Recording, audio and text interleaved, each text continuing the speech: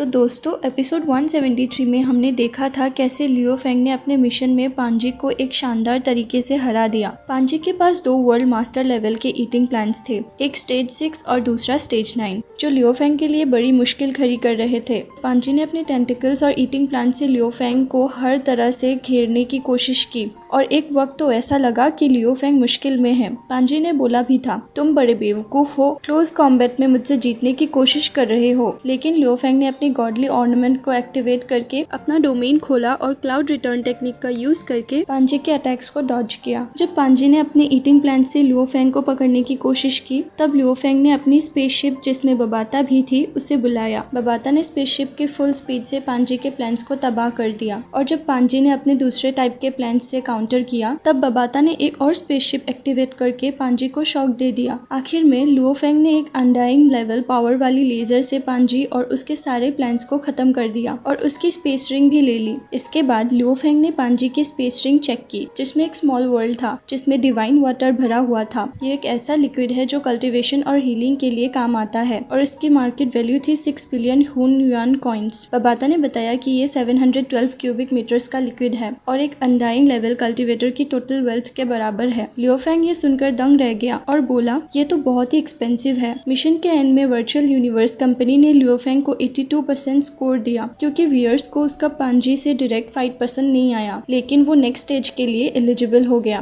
Next stage था blood demon trial, जिसमें एक अनडाइंग लेवल कल्टीवेटर रैबिट एक प्लेनेट के लोगों को एक दूसरे के खिलाफ लड़वाता है और जीतने वालों को अपना सर्वेंट बनाता है। लियो फेंग ने यहाँ काफी चालाकी से अपनी स्पेस रिंग का यूज करके सारे पार्टिसिपेंट्स को बचा लिया, जिसके साथ रैबिट के इल्यूजन्स का असर था। लियो फेंग ने रैबिट और उसके साथियों को भी हरा दिया और इसके लिए उसे 90% स्कोर मिला, जिससे वो थर्ड स्टेज के लिए एलिजिबल हो गया। अब लियो फेंग के लिए थर्ड टेस्ट क्या है, चलो अब एपिसोड 174 के ट्रेलर ब्रेकडाउन के साथ देखते हैं। तो एपिसोड 174 का ट्रेलर शुरू होता है और ये लियो फेंग के लिए एक बड़ा झटका था। वर्चुअल यूनिवर्स कंपनी ने लियो फेंग के सामने एक लिस्ट रखी है जिसमें 21 लोगों के नाम है और ये सारे ही लोग लियो फेंग के फैमिली मेंबर्स है और लिस्ट के आखिरी नाम पर लिखा है लियो होंगो, यानी लियो फेंग के फादर। ये सुनते ही लियो फेंग का गुस्सा 7वें आसमान पर चला जाता है। वो गुस्से में अपने सामने का डेस्क एक हाथ से तोड़ देता है और डेस्क पे रखा कंप्यूटर स्क्रीन भी क्रैक हो जाता है। लियो फेंग चिल्ला के बोलता है, ये क्या मजाक है, मेरे फादर पे क्राइम का इल्जाम। उसके चेहरे पे गुस्सा और कंफ्यूजन दोनों दिखते हैं क्योंकि उसके लिए अपना फादर एक ऐसा इंसान है जिसका वो हमेशा से रिस्पेक्ट करता आया है। उसे पूरा यकीन था कि उसके फादर ऐसा क्राइम कभी नहीं कर सकते। अब सवाल ये है कि लियो होंगो पे इल्जाम क्या है।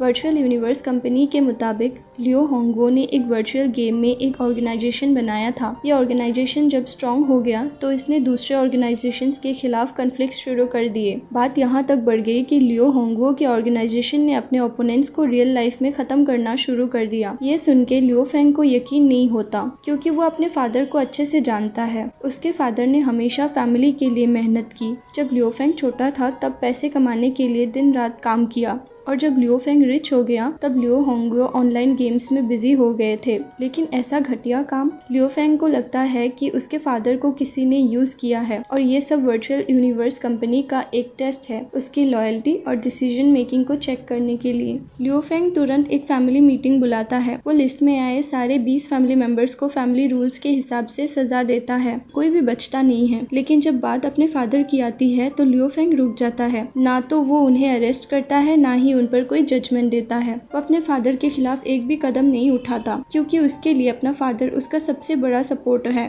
ये देखकर वर्चुअल यूनिवर्स कंपनी खुश नहीं होती। वो लियो फेंग के इस परफॉर्मेंस को 70% स्कोर देते हैं क्योंकि उन्होंने सोचा था कि लियो फेंग अपने फादर को भी जज करेगा फॉर द ग्रेटर गुड। लेकिन लियो फेंग के लिए फैमिली फर्स्ट है और वो अपने फादर पे पूरा भरोसा करता है। ट्रेलर के एंड में ये साफ हो जाता है कि ये लियो फेंग का 4th टेस्ट था वर्चुअल यूनिवर्स कंपनी की तरफ से। कंपनी ने ये टेस्ट इसलिए रखा क्योंकि लियो फेंग की फैमिली अब मिलियंस में है और अगर फैमिली के मेंबर्स के एक्शंस गलत होते हैं तो ये लियो फेंग के फ्यूचर रेपुटेशन और डेवलपमेंट पे पूरा असर डाल सकता है। लेकिन टेस्ट लियो फेंग के लिए एक बड़ा चैलेंज था क्योंकि उससे अपने फैमिली फैमिली और प्रिंसिपल्स के बीच एक बैलेंस बनाना था। अब सवाल ये है कि क्या लियो फेंग अपनी फैमिली को कंट्रोल कर पाएगा? क्या वो वर्चुअल यूनिवर्स कंपनी के अगले टेस्ट पास कर पाएगा? और क्या वो अपने फादर के खिलाफ कभी स्टैंड लेगा या अपने फादर के लिए लड़ेगा? ये सब जानने के लिए हमें देखना होगा एपिसोड 174। तो दोस्तों, ये था एपिसोड 174 का ट्रेलर ब्रेकडाउन। लियो फेंग की स्टोरी में अब एक नया ट्विस्ट आ चुका है और उसके सामने एक ऐसा चैलेंज है जो उसके दिल और दिमाग दोनों को टेस्ट करेगा। क्या लियो फेंग अपने थर्ड स्टेज के मिशन में सही परफॉर्म करेगा और क्या वो अपने फादर के केस को सॉल्व कर पाएगा?